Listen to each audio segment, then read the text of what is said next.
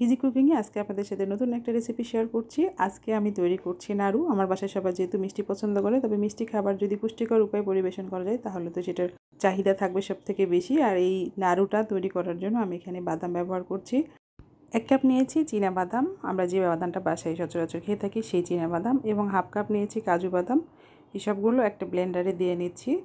বাদামের সাথে আমি এখানে গুড় ব্যবহার করেছি। আপনারা না চাইলে খেজুর যে আছে, আমি এটা আখের গুড় ব্যবহার করছি 1/2 কাপ পরিমাণ। এটা যদি আপনি মিষ্টি হিসেবে না ব্যবহার করতে চান তাহলে অবশ্যই এখানে খেজুর ব্যবহার করতে পারেন। এছাড়াও এই নাড়ুতে কিশমিশও ব্যবহার করা যায়।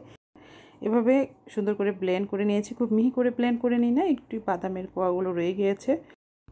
এর সাথে আমি 1/2 চা চামচ পরিমাণ এলাচ গুঁড়ো এবং 1 চা চামচ পরিমাণ ঘি দিয়ে খুব ভালোভাবে মিশিয়ে নিচ্ছি। এই নাড়ুটা খুবই হেলদি হয়।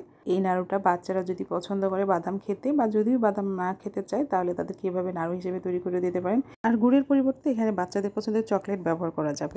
এরপর ডেকোরেশনের জন্য আমি এখানে নারকেল কুড়িয়ে নিয়েছি। কোরানো নারকেলটাকে খুব ভালোভাবে ভেজে নিচ্ছি। ভেজে একদম মচমচে করে নেব, একদম মুড়ির মতো হয়ে যাবে। এটাকে আমি গুঁড়িয়ে নিচ্ছি সেই ভাজা নারকেলের মধ্যে। শুকনো নারকেল যেটা আমরা বাজার থেকে কিনি সেটা আমি বাসাতেই বানিয়ে নিয়েছি কোরানো নারকেল দিয়ে। এরপর ডেকোরেশন করবেন আপনি আপনার পছন্দ মতো। ইজি কুকিংয়ের আজকের নাড়ু রেসিপিটা আপনাদের নিশ্চয়ই ভালো লেগেছে। ভালো লাগলে আমার চ্যানেলের সাথে থাকবেন। ধন্যবাদ। আল্লাহ হাফেজ।